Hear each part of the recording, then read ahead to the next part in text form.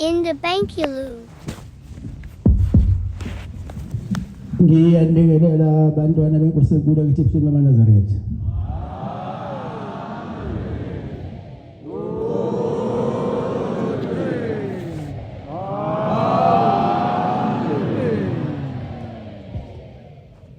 Inkonzo yesabatha yasemini sebhathelwa umbangela uCibane bakhona lapha ekhaya enkosini lesisi.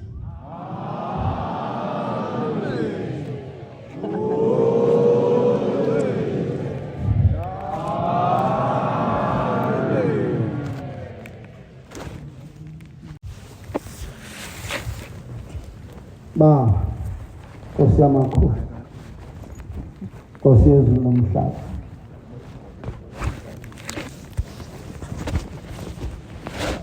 ngiyayikhetha inkosi enkulu yakithi ebusheni bamaNazaretha. Bantwana bahle,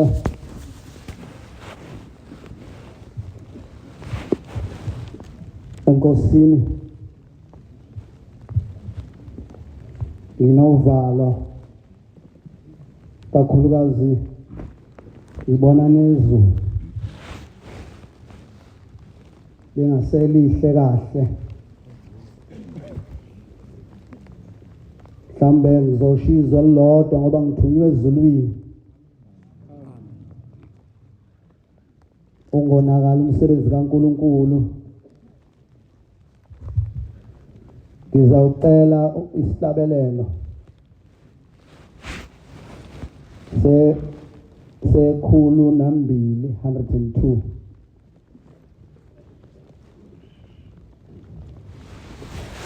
engizawungqongoza ngaso ezulwini. Ngizicelela umusa kuJehova wethu osithandayo. Amen. Amen. Siyathandwa maNazaretha. Uyasithanda lo nkulunkulu wethu owunyazi lwezulu.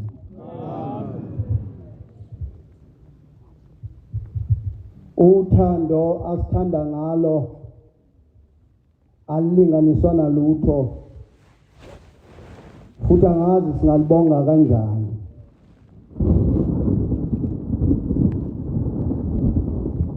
Mina ngikhumbule phameni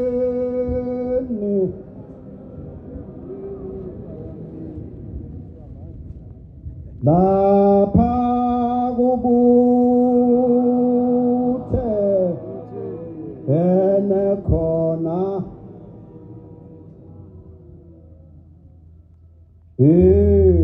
mina ngikhumbule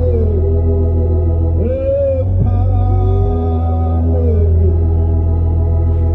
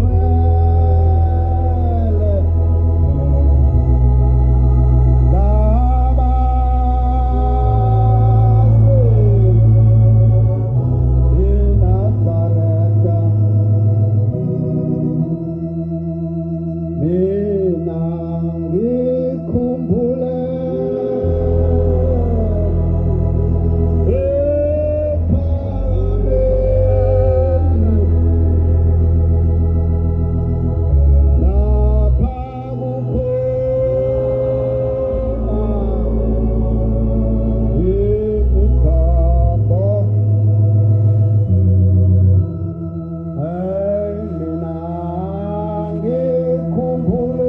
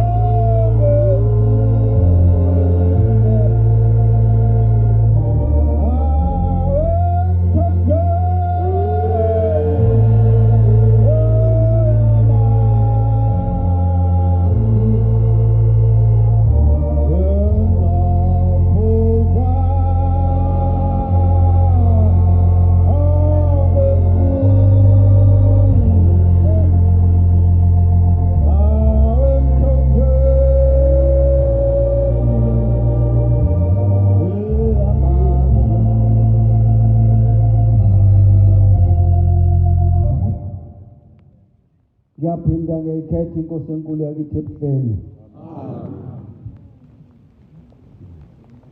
Bantwana bahle njengoba sengishilo ukuthi ngesimo sezulu uma nje ngishizo lodwa ngicabanga ukuthi uNkulunkulu wakithi ebuhleni ngobe sekwanele. Kwake kwenzeka umhlola kulomuzi ngenye imini. Kwabe intambama isikhathi kwaku4 ngimi la ngakubaba mkhulu. Wakhamba insizwende. Mangibuka amehlo aya isigebengu lesi. Qale cabanga lokungena phakathi kwamadokotela. Uyambona umuntu cha isigebengu. Kanti uphume ejele. Kade boshiwe. Ingakho ngithe uyasithanda lo Nkulunkulu phambi kwethu. Amen. Kade boshiwe eBloemfontein. Ubaba uThingo uphesha kothukela. Wayezobuya kuzongemjulayi. Kodwa wayekade esuka emhlanganweni kaMashi wayese eqhubeka hamba uhambo. Wayese ngalisikhathele phesha kothukela kanti ungena ejele ngala.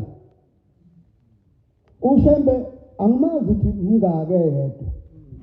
Ngala ungena phakathi ejele ukhipha isiboshwa. Ufike uthi kuso uma sesixoxa uthi lo baba ufike wavula ngokhiya. Ebusuku silele iziboshwa ilele. Wavula isabha sasejele. Wayesekhuluma naye bangamuzwa bonke laba abala ngaphakathi. Wathi mntanami uyathanda ukuphuma lana na? Uthi ngathi baba ngiyathanda. Wasethi lalela la. Ngizokukhipha kusasa. Ngikhuluma ngothando lukaShembe ethanda umuntu. Hayi ogqoka ingubo emhlophe. Amen. uShembe bathanda bonke abantu. uShembe uNkulunkulu wabo bonke abantu. Amen. Wayesekhuluma naso lesi siboshwa wasethi lalela la. Uyazi ukuthi yini edala uboshwe uphume ungene sakudala nje ukuphuma singena ejele. Njengoba nangakini ekhona umuntu onjalo. Mhlambe ungazikhulume kabi kanti awumazi ukuthi yini edala angena ejele. Manje uShembe uyahlupheka. Ngoba uShembe uyazi ukuthi umuntu noma eyisoni yini edala abe yisoni.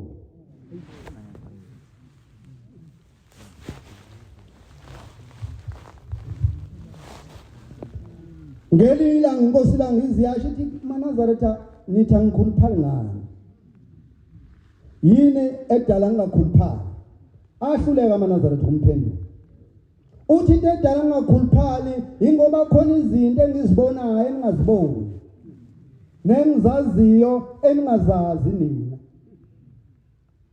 Manje uShembe ukuleyo nkinga yokuthi njoba sila khona izinto azibonayo esingaziboni thina. Nazaziyo esingazazi thina. Ngilanga nje uthume ubaba uhlala ekudeni. Uthi akaphuthume atshele inhlayisuthi ukuthi yonke legudu lamakhanda ayomsiza imphathele inwele imfakele ekuthini jama. Ehluphekile uShembe uyazi ukuthi ngalolu nwele yini inhloso yakhe. Thina kasazi. Sazi ukuthi awugundi nje maweNazaretha. Kanti uShembe ujulile uthi okungena nabangiphathele makungena umhlangano bangiphathele ngothini jama. Yayisiphendula inhlayisuthi. Njengobona igunda kangaka ayizenzi. Nongixolela abafowethu ngigunda. Ayizenzi siqalekile. wayisiphendula yathi yaphendula uHlalekudeni yathi ungasidakela ayikalungiswa yonke leyo wayesethi mayibuya wayesebuza ubaba ukuthi uthi batheni wathula lo wathi hayi khuluma batheni wathula wathi hayi khuluma waseyakhala waphoqeka ukuthi asho wayeseyasho wasethi hayi bebengasho kuwe bebesho kimi wasengena endlini sikulolo sizo njalo lokuthi masi la phambi kwalobo kuNazaretha funeka sifunde ukuthi sizonzana amen lensizwa ke engikhuluma ngayo eyayiboshwe eBloemfontein uthi baba uthi ngokuyo uyazi ukuthi yini edala uboshwe ithi cha uthi hayi abazali bakho baboshiwe abazali bakho abaphelele ingakho wena uphuma ejele ungena uphuma ejele abazali bakho bayakhuluma manje wena ubeze sikuleyo nkinga njengoba sonke sila sonke sikuleyo nkinga enjalo yokuthi njengoba siphambi kaNkulunkulu asibeze ukuthi bathini ushembe ukhombisa uthando uyokhipha isiboshwa sase siphuma ngakusasa sahayika sitshela ukuthi asize ebuhleni ufike washo njalo ushembe asikwazi ebuhleni asikwazi kwakona eThekwini sahayika saze safika uma sifika eThekwini akuhayikeke eThekwini sashaya ngonyawo kuyakhokhwa phela la mawusuka eThekwini uzana sashaya ngonyawo sangena ntamba maku4 uma singena la esangweni bese bengibiza abashumayeli bese ngixoxa naso ngithola ukuthi hayi asizwani umsuthu asoyifunda ilimi weManazaretha umsuthu lo angimuzwa ngase ngibiza uSlap konsizwa la eThuslap yayilusa ngalesikhathi lapha ekhaya ikhona ngiyibone lapha esangweni awungitolikele yangitolikele uthi lo mbhemo ngisho ushembe seyachaza ukuthi kanjani sekuchaza njengoba nje ngichaza bese ngidonsa amafoto ngithi ngikhombise lo baba ukukhiphile athi nangu lo baba ongikhiphe ejele uma ke sengibiza umbambo khona umbambo besebenza ewumakhi lapha ekhaya sengithi awungisize ungithathele lensizwe uyigcine uyithathe kusasa mase niyosebenza ifike nisebenze nayo nibuye nikwazi ukuthi ithole iphalishe kuseni emini wenze njalo futhi ndoda uyobe usuphatha isikhathini ngathi sikhudlwanyana uphaka uqinise khona othola ukuthi udle futhi noma usulala lapha ekhaya ke khona abantu abanjalo amen mawuhamba nje lebhekeni fawazi ukuthi khona abantu abanosizo njalo abantu abangazi ukuthi bazawulala bedlile bathunyiwe ushembe bathunyiwe abantu bakubo ukuba beze kushembe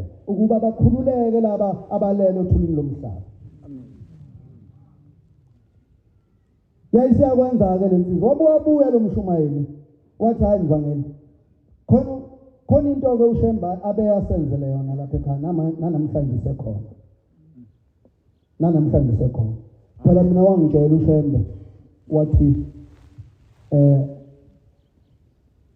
ushembe kusho uthi ngalesifihlelana ushembe uzolandela hayi azange sifihle bandla ngisho ukugcwala wathi lalela la ushembe ozolandela emva kwami wathi uyombona ngokuthi kuyoshuma intuthu lapha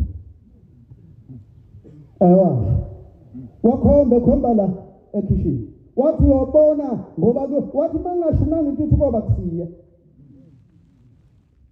wathi baba uthi ngibuke ngoJulayi ishunga yonke indawo isishunga kakhulu ke kunakuqala ngathi ngiyangale mawubheka ngale ngakangivangela ugumede iyashunga ngathi ngiyaphezulu iyashunga izinto asoyinaka uShembe mayikhuluma ngase ngithi cha Mshumayeli useyabuza ethi hayi ucela ukuthi leli iphalish khona iphalish uShembe ayasiphe lona enzela ukuthi siwashe ingubo zokusebenza ngoba kuyasetshenzwa la ekhaya walthatha lo Mshumayeli wayovulela lesi siboshwa i-account ngiyakhuluma wamanazara wavulela isiboshwa esingakaze sibe nemali esazi ukuthi masihlangana nomuntu simshaya ngokhiye bese sithatha imali ephaketheni saqala savula i-account isiboshwa la ekhaya uthe kusuka lapho wasengena umhlangano wasengena umthatho indaba thema engena uShembe sase sibona amaNazaretha njengoba nikhona nje mhlawumbe uzongena umhlangano kaSeptember njengoba nikhona wase wabuka amaNazaretha emahle lombhemu efaka amashethi amhlophe waseshintsha wasethi hayi wasenyenya eseshona eThekwini esefika esefaka ikhadi usekhipha le mali manje ikhipha le mali la bhaji ikhadi wasekhuluma nesecurity la iculela ingoma labheka le wathi ungena ngaphakathi bangamnaka laze lashona ilanga wabuya wenza lapha ekhaya wafika libika lolu daba sathi ayihamba ukuphumula ulale ebusuku mayelele base bayafika laba bakubo bathe wena mfana wenzani sebethi imali yakho wenzani manje uyikhiphelani imali yethu ngesikhathi uxoxa nalo mvangeli besikhona besilalele thina sinethemba lokuthi uzosikhipha ebugqilini wenzani ithina laba esiyivalile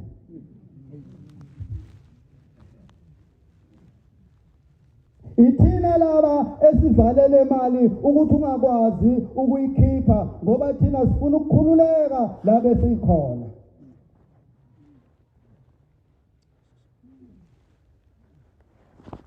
wafica ikhadi ngakusasa vuka ekuseni kakhulu waphuthuma wafica liyihlalele alithintwa umuntu liyihlalele la kule ATM wadonsa ikhadi wangabe sayithinta wafika la ekhaya ekhathazela ukhona ivumelwano esizakhile ngathi Jehova yastedela unamusa Amen. uShembe njoba sila abantu akwethu sithunyiwe Amen. umuntu nomuntu njobe lana uthunyiwe Amen. bakhona abakuphikayo lo umuntu nomuntu njobela ekhaya uthunyiwe kufanele ungakhohlwa ukuthi uthunyiwe mukodala leyo nkinga nami ngingakhohlwa izolo namhlanje zavuka izinto emaminithe ukuthi hayi ngithunyiwe lapha ekhaya manje sekumnandi sengiya nasemgidini sengiya nasesimayweni angisabuke muva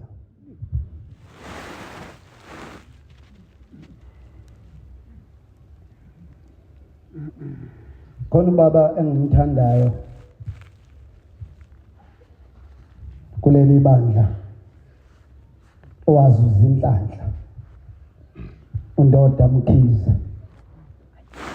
sengishiye nencwadi bengizoyivula isilungile isathi sisana ngoba bese konakala le ndoda ngiyayithanda amaNazaretha yafika ngapha eMbumbulu amakhosikazi enza 14 ingakholwa hlala nathi Nkosi yethu awulelilanga awulidlulile awulelilanga awulidlulile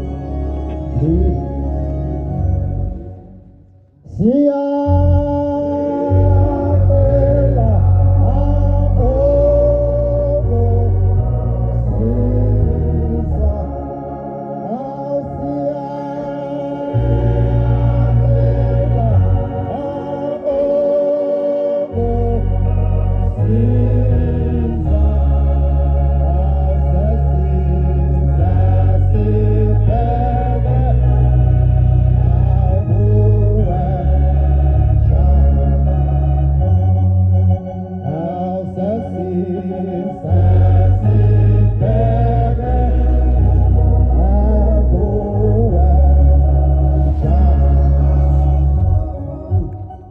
ngayithanda indlela enivuma ngayo niyathayima hey wema Nazareth le ndoda yakamkhize yangena ku14 amakhosikazi ehlabelela ethi laphuma lashona ayisekhuphuka athi mthando wamaSamaria ngithanda ungikhulule wawathanda amaSamaria athi ngithanda anganoma sayihlabelela lelo gama ngcono ngoba uyangena ntambama athi ngithanda ungikhulule wawathanda amaSamaria yahlala le ndoda iphethe isagila sayo iyowabuka lamakhosikazi kwase kushaya isikhathi qala ke bekuthi ngo12 kwila kungena inkonzo wasethi umkhokhela ubaba sesiyabonga sesicela ungenisa inkonzo esithatha isagila yabonga le ndoda yagoduka ekhaya mayifika ekhaya ayikholwa lensizwa yathi unkosikazi kade ngilapha konobani ngabona amakhosikazi amahle kaShembe gida kahle uthi ngayithanda lento manje ngiyathanda ukuthi nawe ngelinye ilanga wambamba esakhuluma athi hayi baba iphela kwento ngasikhulume ayikho enye into ungayisho ngomuntu mengenayo inhlanhla usuke ngenayo inhlanhla ayikho enye into ongayisho yayisiyadumala le ndoda yayitshela ukuthi uzojabula yayisiyalala kanti hayi iyona esibiziwe yayisiyahamba emhlabeni phela isikhashana esincane yahamba mayifika ezulwini kanti uShembe ngesikhathi ik14 ilotshiwe ku14 emakhosikazi asazi uzolotshwa namhlanje mhlawumbe kulotshwe kusasa yafika yalotshwa engilozini yalakithi yafika yalotshwa labhalwa igama layo yafika ngene ezulwini usafika la ngaphuma Scott uthi hawo ungene kanjani la ufika njalo inkosi ikhona la njobe ikhona phambi kwethu kodwa ngalezulwini ufika yona uthi ungene kanjani la akangeni umuntu ongenayo imvunulo akangeni umuntu akabuzwanga ithikiti akabuzwanga umNazaretha akabuzwanga ukuthi esimayweni wake waya kwabanjani kodwa wabuza imvunulo wasethi hamba buyele emhlabeni uyofuna imvunulo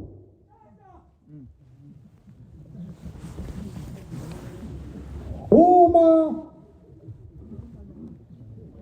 wasefika udadewabo ewashe emfuleni emadwaleni udadewabo uzwa kusinda amahlombe uthi hawo buti ngoba usekho ufunani uthi hayi ngithunyiwe uShembe ngale ngifica uShembe uthi angizela ngilanda imvunulo ngakho ngisize uye kumkhwenyana wethu umtshela dayisa inkomo abese ngithengela imvunulo qala ke wawuthi mawulobolisa ungayithathi zonke inkomo we manje baze bafake nesignature enze sure ukuthi nje uqedile kwakusala noma eyodwa hamba ukuthi adayisa inkomo leyo yasala ngakuye angithekela imvunulo nempela wahamba washo kumkhonyana wayidayisa inkomo wathenga imvunulo nansi indaba sekusentabeni engcwele useyabonakala usethi ubabila ngahawu Manazaretha khuluma nenhlayisweni niboneni ethi inkosi asibona ngalutho anibona ngalutho bathi baba uthi nibuka ngamehlo asemhlabeni uthi yathi kukhona undoda mkhize phakathi kwenu egida lo mgidi thina singena kuwo senze noma kanjani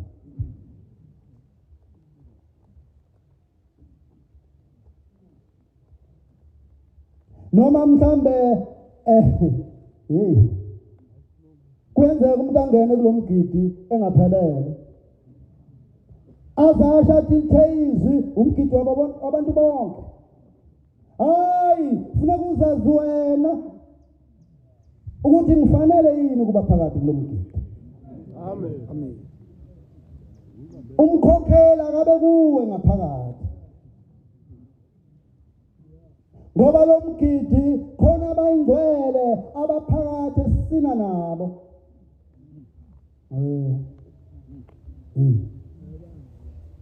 bakhona esigida nabo la abayingcwele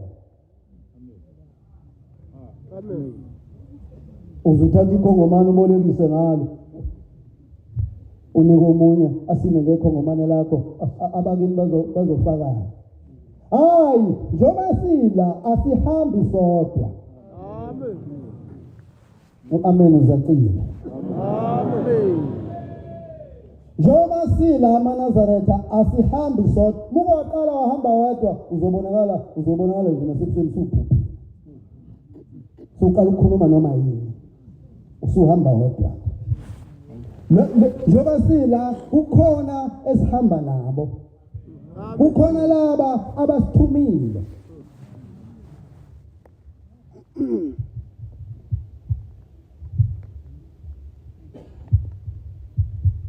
thina besitshela ngisho emgidini dayi mawukuthi khona ongakulungisile kahle ukuthi wena osilisayo cha indwebe nikomunye hamba uyolungisa emuva uphelelise ingane yomuntu busungena emgidini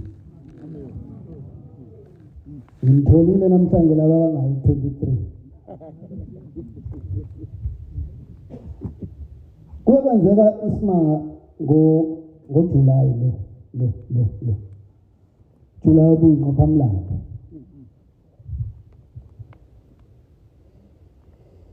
ngathi sezoba indaba yokugcina ngihlale phansi ukuze umsebenzi kaNkulunkulu uhambe kahle ngoba umnumzane lo kenyakazi kodwa uJehova umbambile yena umnikazi wayo yonke into Amen. kukhona umshumayeli sifitana naye ngale wayekhona nangu umshumayeli lo ongale kaMshumayeli Ngcobo nangu lo wala ngithi amaqadi nangu umshumayeli yaphethe kwakhe lo hamba nababa sesiyaxoxa nalabashumayeli bobabili yimo wesithathu sengiyamdonsa lo ngibone efaka isokisi hawu shumayeli wafaka isokisi abeseba namahloni athi hayi ngicela sithi kuxoxele eceleni athi hayi mvangeli njoba ngifaka isokisi umlenze awukho mangithi ngiyambheka mase ethi blue hayi ufaka iplastic bese ngithintele enhlizweni abesesondela nalo mshumayeli sibuyele eceleni kwenzekani ngikhuluma indaba njalo ukuthunywa lapha ekhaya ukuthi asiboqaphela masiphambi kwalokhu Nazareth uthi lo mshumayeli benginenkani ngingalaleli uthi uyabona ngala ubona okunane kulo omunye umlenze ngifaka insimbi ngithi phakathi uma kanjani uthi hayi angikwazi ukungami ngisebenze umsebenzi kaNkulunkulu wayephuma lapha embengeni ekade nikelisa uthi angikwazi ngawenza umsebenzi kaNkulunkulu ngendlela ushembe angivikele ngayo ngaba ngikho uthi imoto isize yangishaya amahlandla amathathu elesithathu leli anoma umncwabe yini uyangivumela usimela umncwabe wasemnambini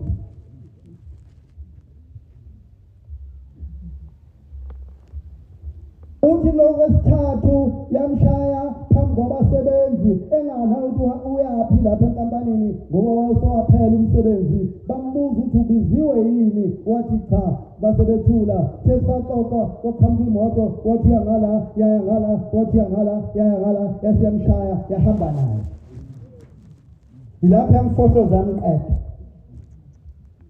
wangena e-ICU basebethumela ekhaya ngaphambi bathumela ekhaya bazobika enkosini uNyasibesi khuluma ngalo shembo phambi hayi bafowethu hayi siqaphele hayi asiqaphele mabefika bambika wayeseshigamelo lenkosi imbusisi base beyahamba lo akhuluma lapha uqhunywa yonke into yayisidaleka inkinga othothi hayi bayabona esibhedlela ukuthi akusekho base bethi cha amanesi namhlanje ngoba kuzofika udokotela azosayina base befona sebefonela ekhaya ukuthi ngicela ukuthi umani nawo amakhazi kuba njalo mayithula laba sebazi bazomkhipha bamfake kwasesibhedlela mina ngizofuna imthathe khona bese ngimfake emakhazini base bethola umakoti abamfonela usemncane bathi akekho umuntu omdala wathi hayi khona uanti base bekhuluma naye bathi lalela nawo amakhazi bathi yabo sina bathi cela nisondele eduze ngalana uthi kwafika insizwa futhi madoda ezine methu uyayibheka uyayibona yena ngokwasezulwini kodwa amsekho ngesikhathi bezobika lana ushembe lo phambi kwethu wathumela ubhombela wathumela ilanga wathuma inyanga yezulu nothiko amen uthi bafike bawuqaqa bamqaqa kodwa bangasho lutho bathula bathe besuka babephuma futhi balandelana emva kwaloko kwase kufika amanesi ayeseyahlabelela bemqala ukuze ukuthi baye bacule bezothandaza base bahlabelela khona umfana womlungu waseCuba okuyena ozosayina udokotela bahlabelela bafuna ukuthandaza bathe besahlabelela wayesethi qweba amehlo wayesesondela udokotela wethuka osondela kuye wabuza nje wakhuluma isilisa esiphuphileyo wathi why you look usho udokotela hayi bo manazana why you look uzophendula thini mawuthi why you look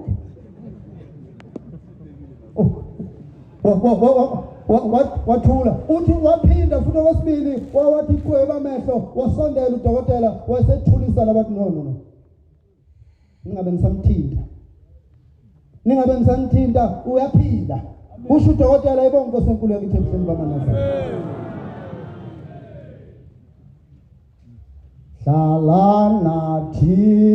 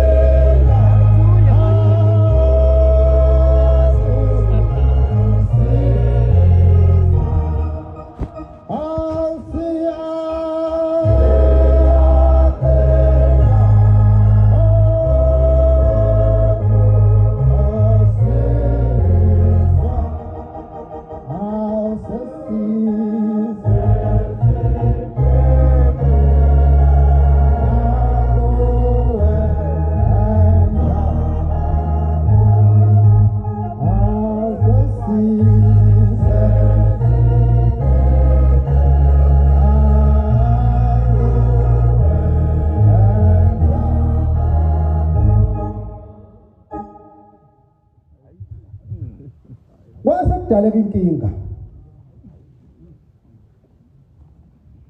Uma ephuma esibhedlela wayesenza la uzobo mayefika phambi komnikazi njobe suke nikelisa ke nizobona nje thathe sakhe isikhathi wakhuluma naye esithi isikhathi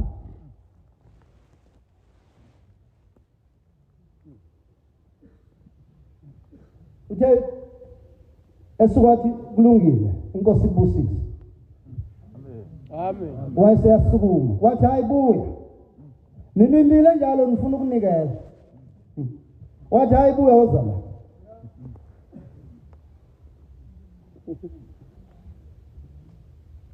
wathi yazi wena khona imali ozoyithola usho kulo mshumane khona imali ozoyithola kodwa incane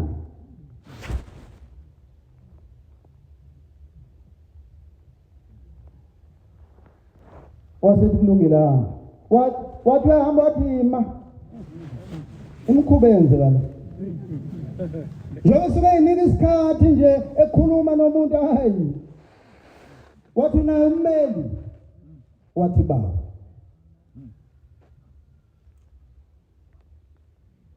wasethi kulungile mawunayo uhambe nenkosi ubusiswa sephume sahamba Amen. uma ethi nje langena ucingo lushawa ummeli uthi ummeli ukuphi uthi hayi sesona uthi phuthuma uzela kumina eofisini ngesikhathi bafowethu ngesikhathi ushembe lo phambi kwethu ngikhuluma ngoshembe lapha phambi Amen. Khamba ungizwa kahle ngikhuluma ngonyaka Amen. ngifuna kucace lokho Amen. uthi ubaba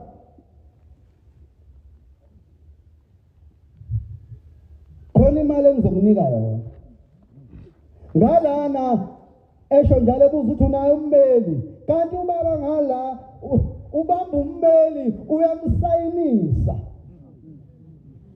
umsayinisa ifayili yalo mshumayeli kodwa imali ayikakavuthwa yakarafu usanda ukulimala uzomsayinisa ifayili yomunye umuntu egameni lalo mshumayeli ngikhuluma ngento yayizona hayibo suka kuJulayi wamsayinisa ngala usethi lo mmeli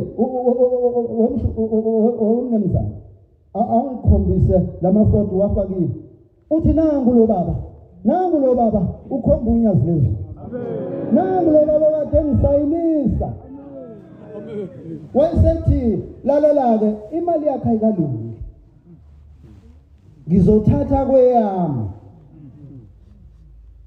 ngikhokhele wena kwaba u500,000 Amen.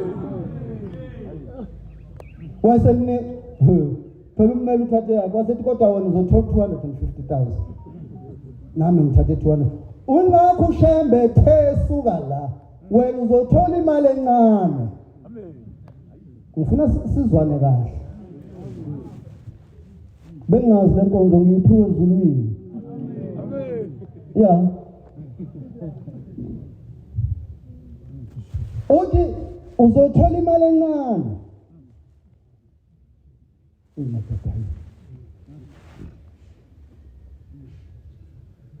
wase esayithola imali thina sabantu wayithatha le mali wakhumbula ukuthi ubaba wakhe aphelele wakhumbula ukuthi umkhulu wakhe aphelele wasebaphelelisa kanti inkinga yakhe njengoba ngithi ulinyazwa kuba nenkani kanti inkinga yakhe akabhilongi kulesi sibongo sakubo ngiyaqolisa ukusho bhilongi sengishilo kanti akafanele ukuba kulesi sibongo, ufanele ukuba komalume. Sebelwa naye laba bakomalume, uthatha imali yethu wena. Sikuleyo nkinga nje basila. Mhlambe mawukhumbula kahle ngithe sithunyiwe. Amen. Nombana kayiseshe ukuthi yini athunywa yona. Mhlambe kuzokwenzeka uzigcina ugcotshiwe ugcina yabona. Insumva kanti kusafuna kuhlehle. Bheke emuva. Ngozodala inkinga. Hey. Uthi ke lo mshumayeli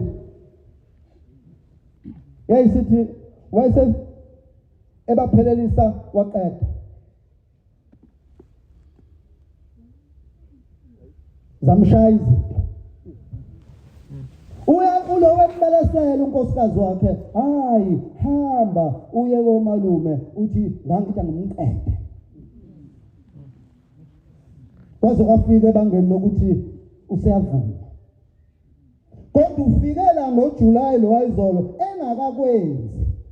Hey umuntu. Uthela yaphuma imoto yakhe iQuantum. Umfana ofaka petrol yashayisa yaphela. Uthi njoba ngila ulungiswa yona. Ngithi usuvumile uthi yebo sengivumile. Ngithi uqala ukutentethelelo unkosikazi kuqala. Ngoba bengeve ngoba ekhulumela ubethunyiwe. Yazi amadoda athanda ukuzehlisa kumakhosikazi.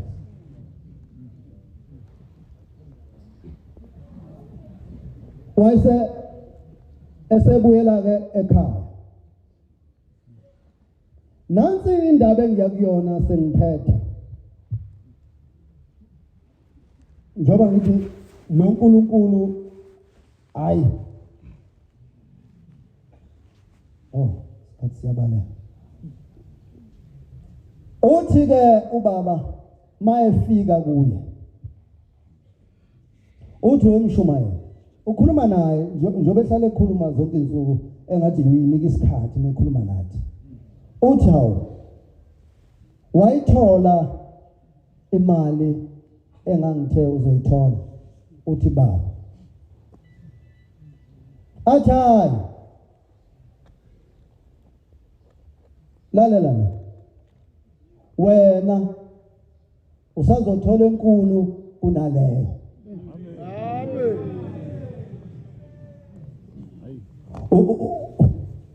Uyabona ngiyayazi uzoyithola nini. Iyaviva nje impela nami ngizozama ukuyikhuhla ngakuye. Wayisho futhi ushemba uthi malini azoyithola uyayazi. Ukhuluma uNkulunkulu weManazareth. Kuhle ngoba ngiyanenza ngikhuluma kahle ngivukwa umoya. Uthi usazothola engaphezulu kwale ifika yayo sengiyayazi. Ayinhle. Ngizama ukuchaza indaba yobuNkulunkulu. Uma eqeda lapho usasukuma lo mshumayeli. Athi baba awume kancane. Mhlamba awuyizwa le ndaba kade ngiqale. Ixoxo Zulu. Uthi ake ume kancane. Imali athi wena ukwazi ukuphatha imali. Ubuyele emuva manje ushembe eyinde le ndaba. Ubuyele emuva ushembe la iqala khona uthi wena ukwazi ukuphatha imali. Le mali ozoyithola wena ukwazi ukuphatha imali. Ubuyele emuva ngoba uthatha imali waganga ngayo. Wakhumbula ukuthi aphelelise abantu bakubo ekubeni mhlambe bengazange bahlawule ngisho umhlawulo. Sikulolo siziye basini. Kodwa ukhona umnikazi wabantu. Amen. Uthi lalela lana ke wena awukwazi ukuphatha imali. Le mali engithi usazoyithola uma usuyitholile ubobuya uze kimi ngikufundise ukuthi imali iphathwa kanjani. Amen. Angikhulumi ngento engiyiphumputha na umshumayeli wayikhona na efaka izibuko. Wayikhona ufika umbuzo. Umshumayeli ba ulala asasinayo. Futhi indaba yalo mshumayeli inde.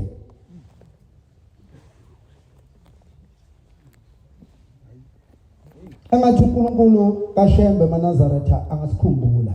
Amen. Isikhathi siyahlupha. Uma ngase ngidlule ngikhulume kuzohamba isikhathi.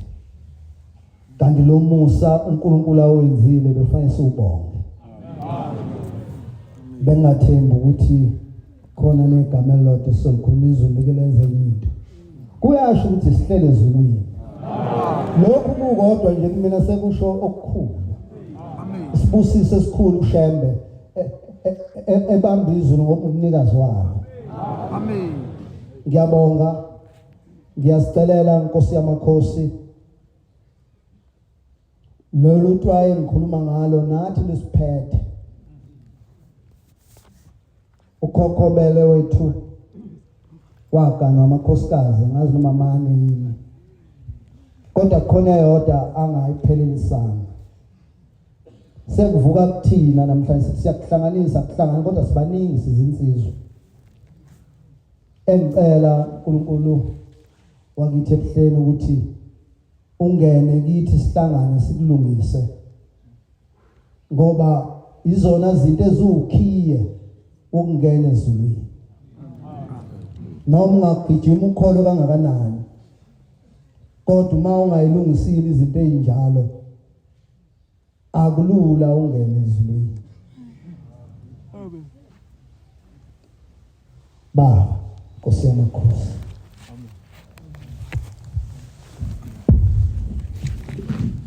Siyabonga amazwi amnandi futhi umbongo wenkosi inkosi izingosisi.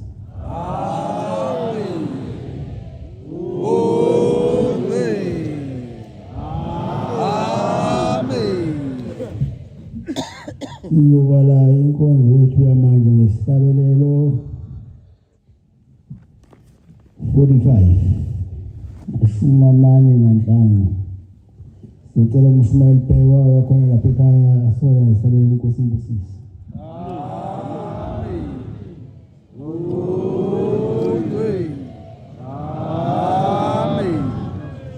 Inkosi usipha ngabangcwele. In the Bankulu.